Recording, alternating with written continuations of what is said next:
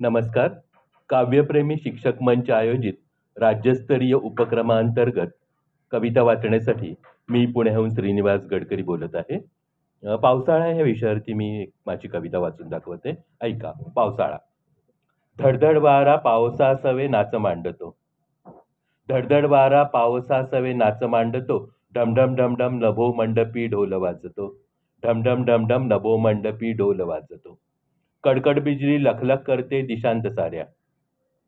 कडकड बिजली लखलख करते दिशांत साऱ्या. तिला अडवण्या समोर जाऊ नकोस वाऱ्या.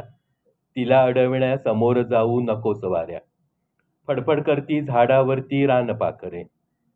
फडफड करती झाडावरती रानपाखरे. रपरप पडती पंखांवरती थेंब टपोरे.